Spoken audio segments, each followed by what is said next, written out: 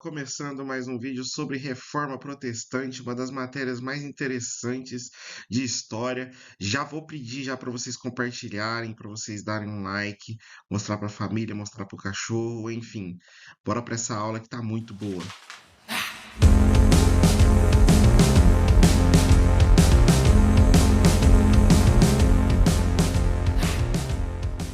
Esse tema, Reforma Protestante, ele é interessante porque, na realidade, sempre que começa a dar aula de Reforma Protestante, a gente nunca começa ali mesmo em 1517, o Lutero metendo louco na igreja, não é isso. A gente sempre coloca um contexto por trás, né? Que existia um contexto ali do porquê que aconteceu a reforma.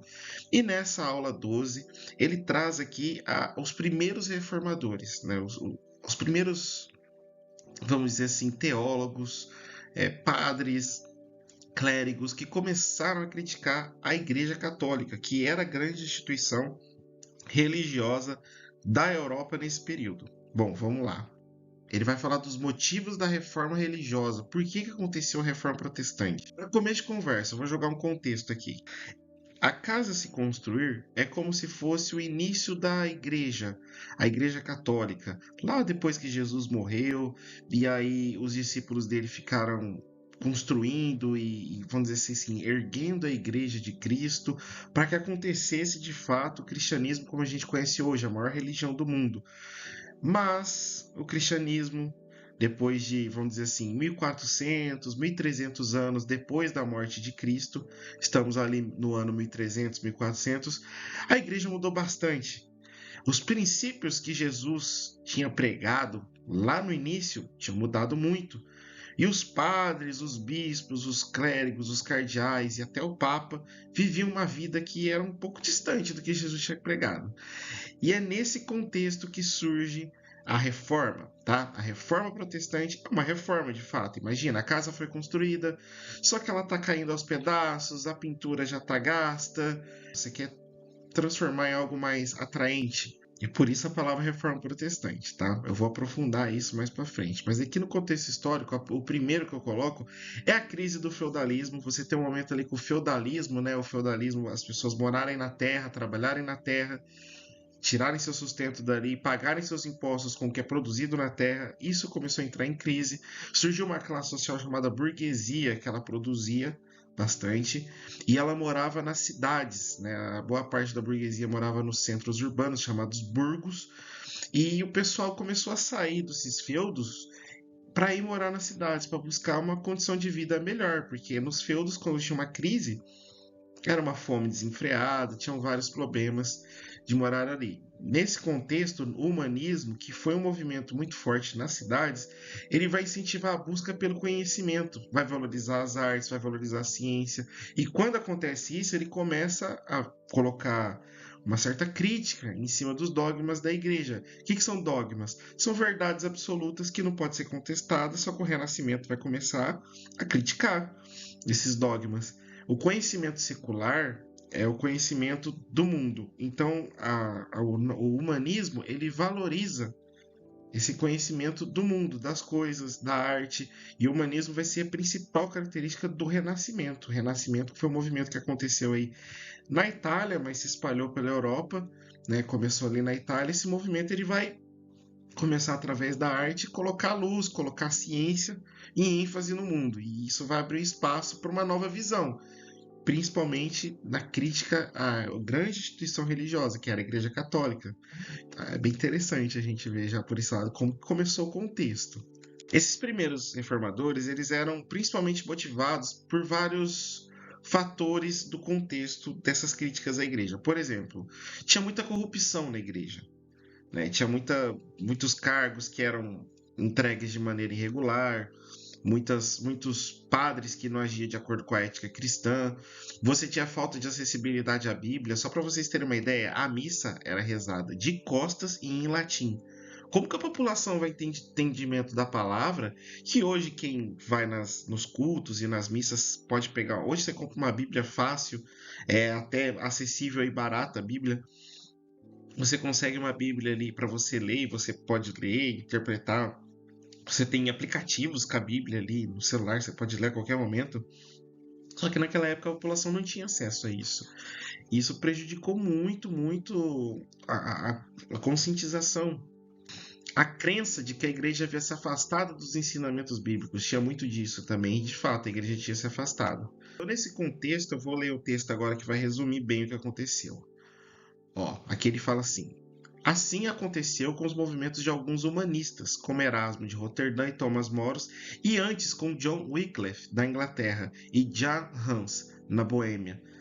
O Wycliffe e o Hus são dois importantes pré-reformadores, tá? Eles vieram antes do Lutero. Esses movimentos ficaram localizados e foram extintos. Em compensação, o de Lutero, que foi o padre que começou a Reforma Protestante, né, se estendeu não apenas pela Alemanha, mas pela maior parte do centro e norte da Europa. Então, o centro e o norte da Europa, esse continente, foi muito afetado pelas ideias da Reforma, que a gente vai falar daqui a pouco. O John Wycliffe, ele acreditava que a salvação era o dom gratuito. A Igreja Católica, na época, o que ela fazia? Ela tinha venda de indulgências. Então, por exemplo, se você cometia um pecado e você pagasse, você poderia remir os seus pecados. Ele vai falar, não, que a salvação é um dom gratuito de Deus, que não podia ser comprado ou vendido. Ele defendia de que a autoridade final não era o Papa, era a Bíblia, a palavra de Deus acima de qualquer hierarquia. Olha só que interessante, é um pensamento que hoje parece comum, você deve pensar, não, mas é isso mesmo. Quem salva é Deus, mas aí que tá. A mentalidade da Europa daquela época, eles conseguiam driblar isso, a igreja ganhou muito dinheiro vendendo, por exemplo, passagem para o céu. Para vocês terem uma ideia. As primeiras traduções da Bíblia foi de grande incentivo desse homem aqui, tá? O Papa da época, o Gregório XI, ele chegou a denunciar ele, mas a faculdade que ele estudava não deu muita moral não e falou assim, não, vamos defender o nosso caboclo aqui, que ele escreveu um negócio que é consciente. Mas enfim, muitos desses caras, como o Wycliffe e o Hans, acabaram sendo colocados como vilões e julgados pela igreja, queimados na fogueira da Inquisição, porque são pessoas que foram contestar a igreja, foram contra o que a igreja falava. Olha só que interessante, olha só que interessante. A busca por acesso à informação influenciou Wycliffe e Hans ao desafiar a autoridade exclusiva da igreja sobre a interpretação das escrituras. Só a igreja podia interpretar a Bíblia. As pessoas não tinham liberdade. Você está pensando assim, nossa, mas a liberdade hoje é algo tão comum, você pode pegar uma Bíblia, qualquer pessoa, mesmo que não acredite em Deus, pode pegar uma Bíblia e ler, interpretar. Pois é, mas não tinha isso naquela época. Da importância do que eles fizeram, tá? De como isso ressoou na Europa nesse período. E aí a Anne Askew, que foi uma inglesa, que foi muito importante para o contexto da reforma lá na Inglaterra, ela foi contra algumas ideias do Henrique VIII, que era o rei de lá. A Anne, ela é uma mulher reformadora. A gente costuma sempre falar desse movimento no sentido masculino, porque você tem figuras como Lutero e João Calvino, que de fato foram muito importantes, mas ela sendo uma mulher, ela foi muito importante também. E ela foi acusada de heresia, né? E o que é um herege? Um herege é alguém que professa uma heresia, que professa uma doutrina, uma ideia que é diferente do que a igreja prega. Então, se você tem uma ideia que não vai de acordo com o que a igreja fala, você está cometendo pecado, você está cometendo heresia. E aí você é julgado e muitas vezes você é sentenciado. E nessa época acontecia muito de ser queimado, né? Era uma forma de por que queimar? Porque ia salvar a alma da pessoa. Era bem brutal, na verdade. Muitas pessoas morriam queimadas nessa época. Bom, vamos falar da reforma? Tá, professor, já entendi. Já. O que foi a reforma, então? Cara, a reforma basicamente refere-se a um conjunto de movimentos e mudanças significativas que ocorreram no cenário religioso da Europa. Então, tem mudanças e movimentos. Três das principais reformas foram a reforma protestante, que é a principal matéria dessa aula, a contra-reforma católica, que é a segunda principal que a gente vai falar, e por último a reforma anglicana, que não vamos aprofundar muito, mas eu vou comentar também, tá? Bom, primeiro contexto, mais uma vez, do porquê que aconteceu a reforma. Tinha muita corrupção, tinha muitos cargos que eram comprados, então, por exemplo, a maioria dos cardeais e papas, eram filhos de famílias muito ricas, né? Teve várias histórias de papas que se tornaram papas porque a família tinha muito dinheiro e esses cargos eram comprados. A venda de cargos é chamada de simonia, tá? Simonia era a venda de cargos da igreja. Então você poderia se tornar bispo desde que você comprasse esse cargo e por aí. Nossa, professor, mas é errado, né? A pessoa tem que subir de cargo dentro da igreja por ela ter uma fé e ela ser preparada para aquilo. O Papa tem que ser o cara mais preparado da igreja católica. Pois é. Daí a crítica que os caras estavam loucos, velho. Não pode acontecer isso. O poder universal do Papa. No século XV, isso começou a incomodar muitos reis, porque o Papa mandava em tudo. Vou resumir assim para vocês. E aí o que acontece? Se o Papa manda, eu não mando. Eita, que eu sou o rei e ele é o Papa, mas ele manda mais que eu, então não vai dar certo. Então, por que que, por exemplo, na Alemanha, o Carlos V, que era o rei da Alemanha na época que o Lutero fez o que fez, por que que ele apoiou o Lutero? Porque ele falou, cara, se conseguir dar um jeito nisso aí, porque a Igreja Católica manda aqui em tudo, como é que eu vou conseguir fazer o governo que eu quero fazer aqui, me tornar o rei que eu quero me tornar, se o Papa tá tão em cima? Então, olha só.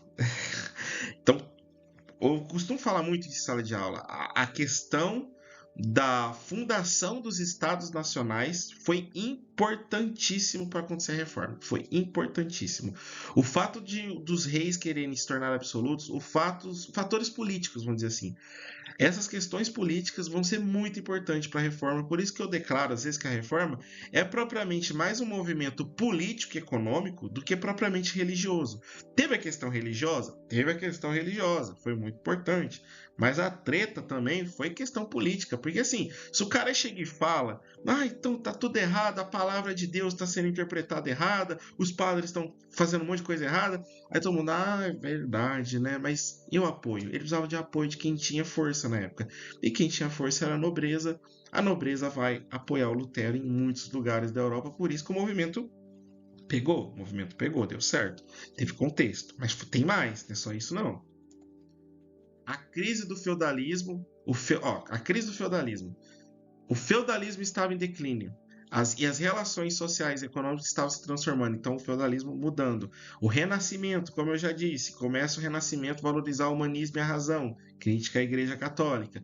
E a expansão marítima, né, que levou contato com novas culturas. Então acreditava-se, por exemplo, que a Terra era plana e tinha um fim. Ali quando chega na América, fala, peraí, tem outro mundo? É o novo mundo? Como é que eles vão chamar essas novas terras, né? América? E aí? Então começa a ser questionado muitos conhecimentos da Igreja Católica e isso contribui também. Na Idade Média, a igreja era rica e poderosa. Sim, na Idade Média, os papas, por exemplo, os bispos, por exemplo, eles possuíam feudos enormes. O Papa, ele tinha vários acordos políticos, ele interferia na política local. Tinham vários grupos descontentes com tudo isso, tá? E a venda de indulgências, o pessoal vendia esse perdão pelos pecados, era algo que foi muito criticado. Foi muito criticado na reforma, porque basicamente você estava jogando tudo que Jesus fez no lixo. Então, para que Jesus morreu se você está vendendo coisa que leva para o céu? Então, para nada que ele veio, então. Ele morreu por você, ele te salvou. E você está vendendo um papel que salva. Como assim? Tá louco? E a Bíblia? Então os caras começaram a criticar isso. E aqui, ó, uma imagem que provavelmente vai cair na prova paulista. Eu achei bem interessante essa imagem. O vendedor de indulgências, vestido com roupas luxuosas e ostentando, representa a Igreja Católica. Então ele está vendendo as indulgências e as pessoas ao redor são fiéis que estão acreditando nele e estão comprando. E não era barato isso aí não, viu? Era caro pra caramba, mas as pessoas compravam. Reforma Protestante, líderes. Vamos lá. Martinho Lutero e João Calvino. Esses são os caras. Eles que fizeram a reforma.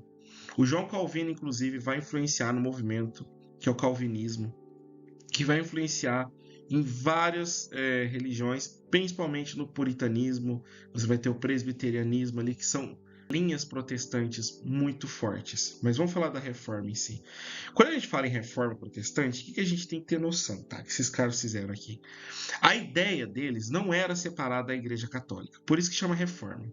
Eles queriam reformar, eles queriam que mudasse as coisas que estavam erradas, porque eles pensavam, a igreja do século XV, 1400, está diferente do que Cristo pregou, precisamos mudar. Só que quando chega ali em 1500 e alguma coisa, as coisas não melhoram e muita gente continua criticando.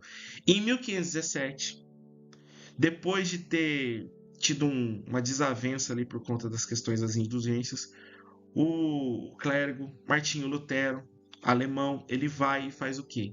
Ele prega na porta da Catedral de Wittenberg, que era onde ele estudava, dava aula na faculdade, enfim. Ele prega 95 teses, 95 coisas que ele achava que estavam erradas na Igreja Católica, na porta dessa igreja para mostrar e desafiar a Igreja Católica e falar: vocês estão errados e precisamos mudar isso.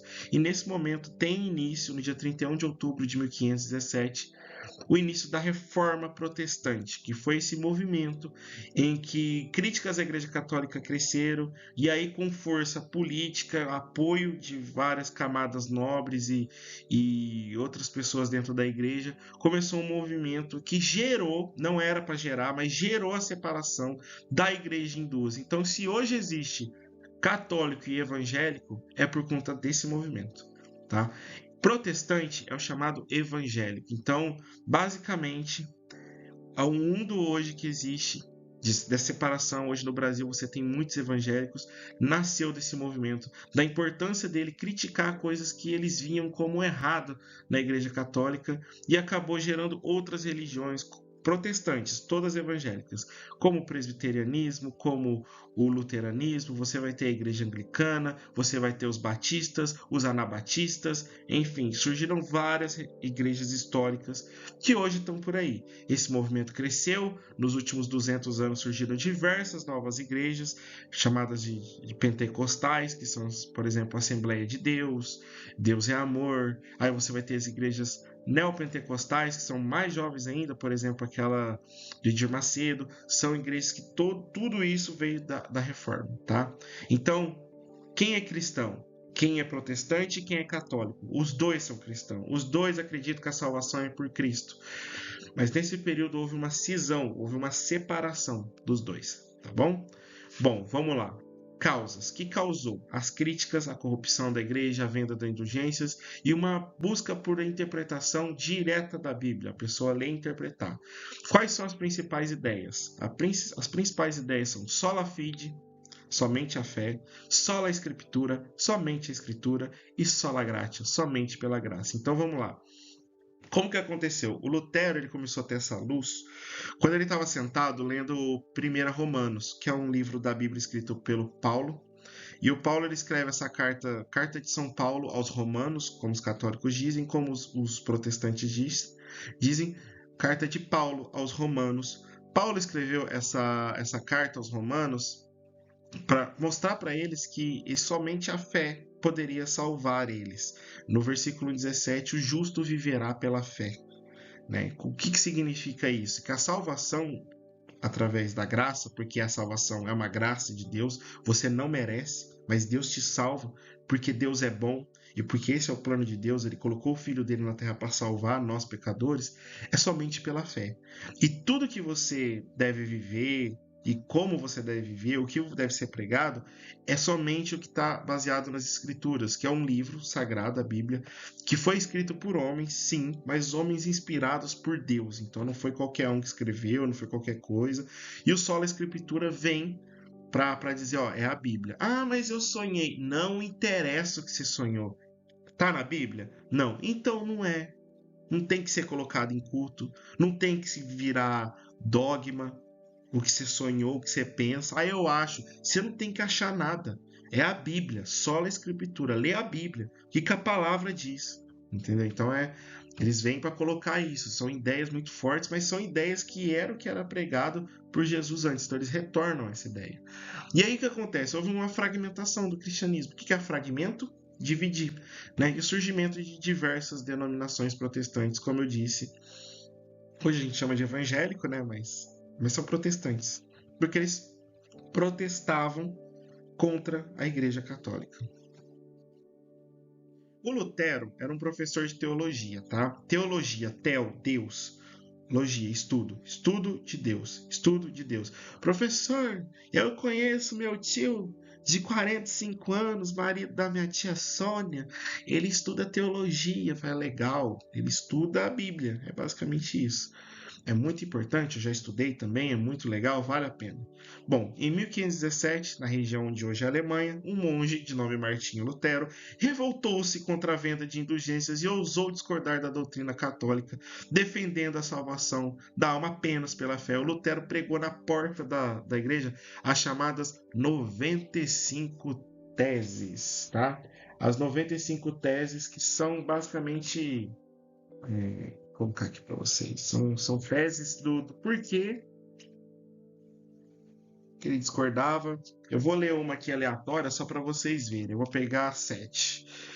Deus não perdoa a culpa de qualquer pessoa sem, ao mesmo tempo, sujeitá-la em tudo humilhada ao sacerdote, seu vigário. Olha só que interessante.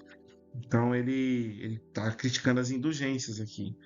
Olha só, essa aqui, ó. O Papa não quer nem pode dispensar de qualquer pena, senão daquelas que impôs por decisão própria ou dos cânones. Então ele está criticando a autoridade do Papa. Tem várias teses. Ele desenvolveu 95. Lutero foi excepcional nisso. O que ele fez? Ele condenou os abusos de alguns dogmas da igreja. Ele era contra o uso do latim nas línguas. Pensa comigo, na Alemanha se falava alemão.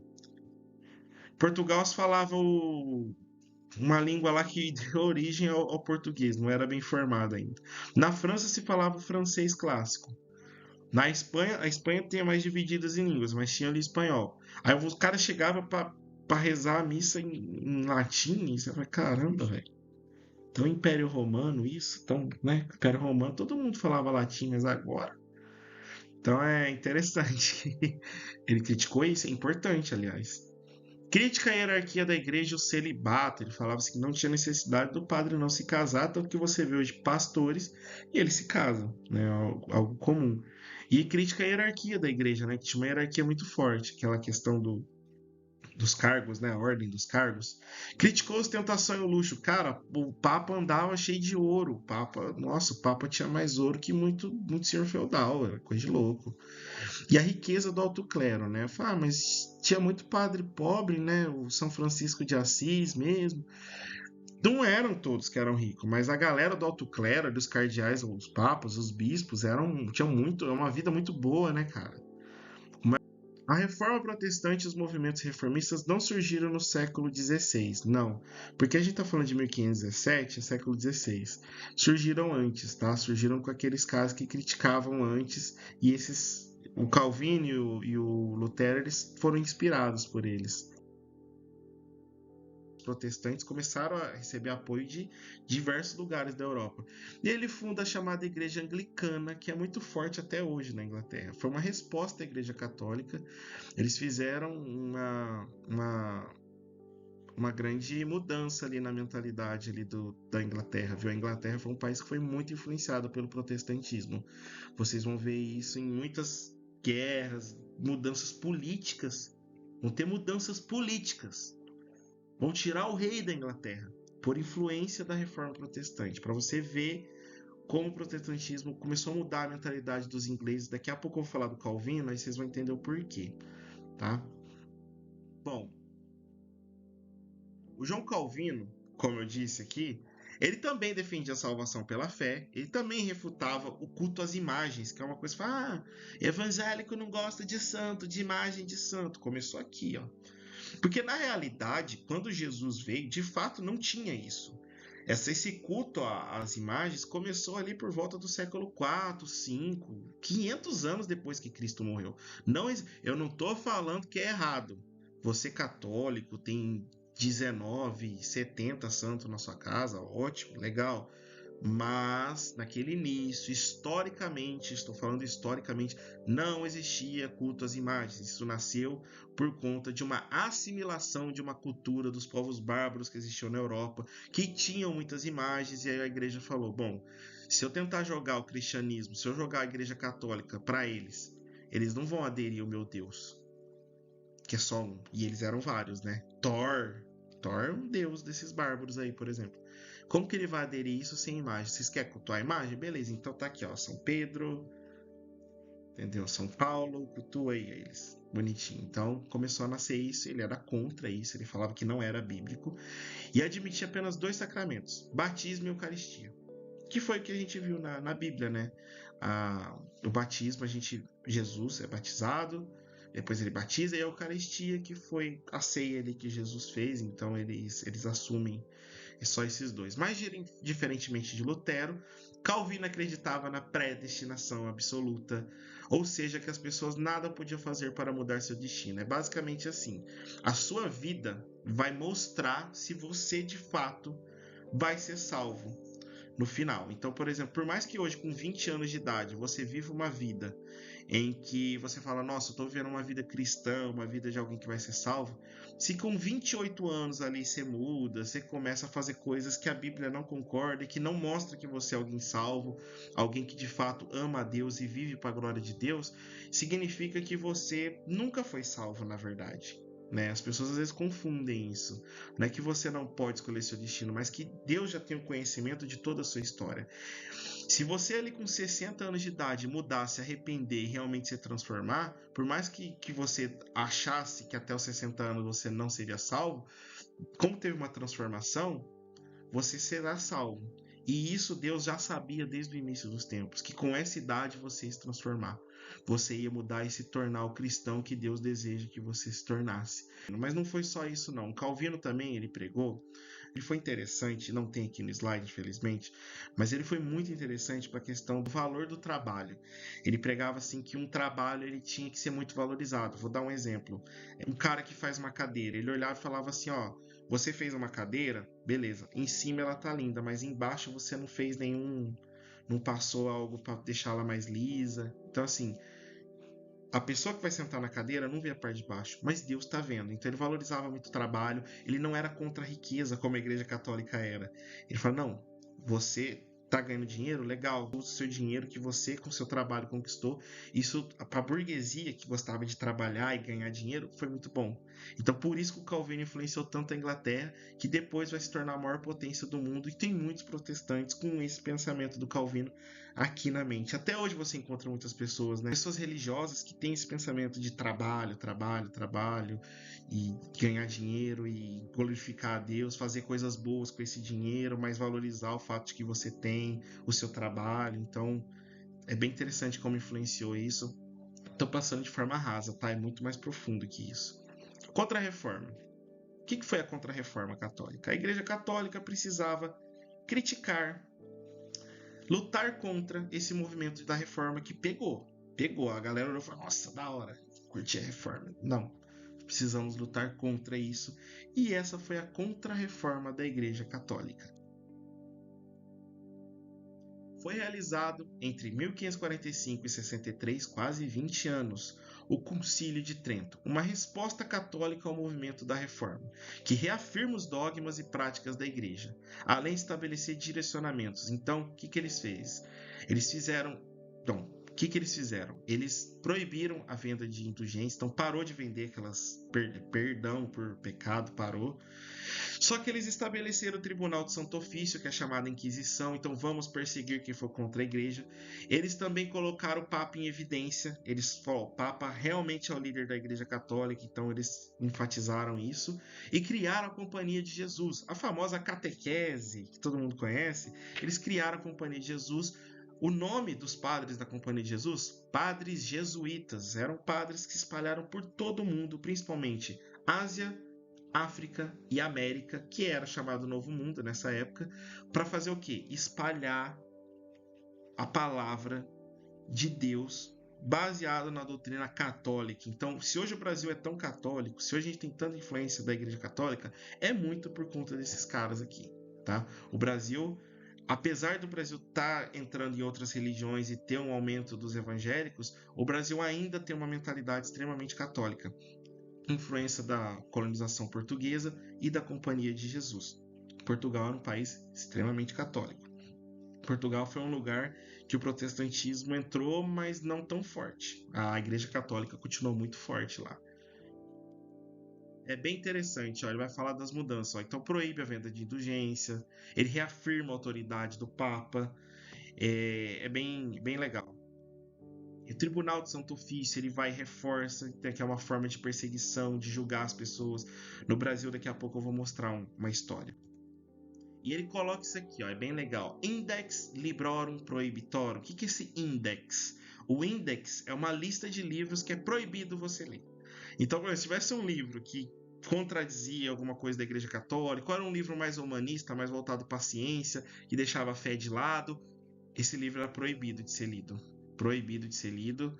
E estava nessa lista. E se você fosse pego lendo esse livro, fazendo estudos dele, você estava ferrado por você ser julgado. A Contra-Reforma, por que ela foi importante? Porque ela fortaleceu a unidade da igreja, ela deu uma nova cara para a igreja, então agora a igreja poderia ser mais moderna, vamos dizer assim, a igreja católica.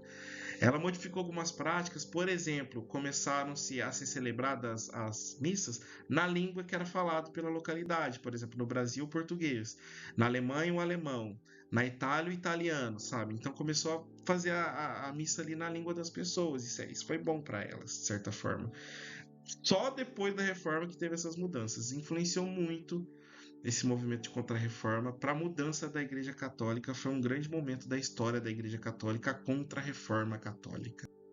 E o Brasil, pessoal, é um país laico, tá? O que é um país laico? Que ele não adota nenhuma religião oficial. Ele defende a existência de todas. Ele fala assim, ó, pode existir qualquer religião, você segue a tua, mas nós brasileiros... Professor, mas isso é óbvio, né? As pessoas podem ter a religião que quiser. Até pouco tempo atrás, cento e poucos anos, era a religião oficial brasileira era o catolicismo, era a religião oficial. Professor, tem países que ainda são assim, tem uma religião oficial que as pessoas seguem, os habitantes desse país? Sim, tem muitos que são assim, tá? Mas no Brasil não. No Brasil o que existe é uma democracia, a religião oficial não existe, existe a defesa de todas as religiões. Isso é chamado Estado laico, tá bom? Bom, aqui tem um gráfico bem legal que mostra como o laranjinha aí ó, são os evangélicos, tá? Os protestantes. Olha como aumentou de 1890, quando era oficial, né, a religião católica, até os anos 90 recentemente, né, 30 anos atrás. Se eu pegar um gráfico agora de 2020, é que eu não quis tirar esse gráfico que é do governo, mas se pegar um gráfico aí de 2020, você vai ver que aumentou mais ainda o número de evangélicos. Então tá um número crescente. A Umbanda é uma religião que tem crescido bastante aqui no Brasil também. Para terminar a aula aqui, a Inquisição na América Portuguesa. Eu vou só ler um trecho aqui que é bem interessante, porque quando Portugal veio para cá, veio essa perseguição também às pessoas daqui. Todo mundo que foi orientado segundo os preceitos cristãos católicos aqui na América eram chamados de cristãos novos. Eles pegavam a religião dessas pessoas, subjugavam e faziam com que elas se convertessem obrigatoriamente para a religião cristã. Esse termo cristão novo até gera um certo preconceito na ideia de que esses cristãos novos cometiam muitos delitos de fé porque eles não tinham força, né? Mas por quê? A pessoa foi criada inteira, a vida inteira, cultuando vários deuses e de repente o indígena tinha que se tornar cristão. E eles cometiam delitos que eram julgados pela Inquisição aqui. E eu vou trazer uma história.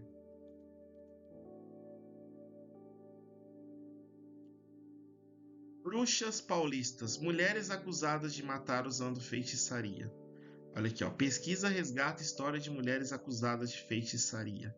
Documentos encontrados na Cúria Metropolitana revelam como agia o Santo Ofício no Brasil colonial no século XVIII. Então, esse documento aqui ele mostra que tiveram diversas mulheres que foram perseguidas, né, durante esse período chamado Inquisição, acusadas de bruxaria. Essa história aqui, vou até ler aqui para vocês. Ele conta assim que duas mulheres, né, a Teresa Leite e a Escolástica Pinta da Silva, eram mãe e filha que enfrentavam acusações do Tribunal de Santo Ofício ali no século XVIII, na cidade conhecida aqui do estado de São Paulo, muito conhecida aqui, chamada Jundiaí.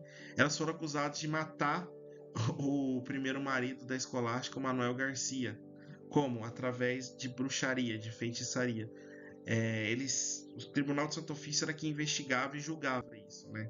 E por que é importante a gente falar disso? Porque essas pesquisas, elas contribuem para a gente resgatar a história dessas mulheres, né? Essa investigação, ela vai trazer por que isso aconteceu, trazer uma luz sobre o que foi essa história, trazer até uma crítica em cima disso, né? Que você tinha um período ali em que uma religiosidade muito forte acabava se acusando-se mulheres de algo como isso, feitiçaria, acusado de ter feito uma bruxaria ali para ele morrer. E a gente sabe que muitas dessas mulheres acabaram sendo julgadas injustamente e sem força para voltar atrás e acabaram sendo mortas ou sendo presas e condenadas a alguma outra coisa no Tribunal de Santo Ofício, que era a Inquisição. É para a gente refletir de fato sobre isso. E a aula termina por aqui. Tá? Espero que vocês tenham gostado da aula de Reforma Protestante. É um tema bem interessante. Qualquer dúvida, qualquer coisa queira perguntar, manda aqui no chat. Vamos falar da Reforma Protestante. É uma das minhas uns conteúdos de história favoritos que eu tenho. Tchau, tchau e até o próximo vídeo.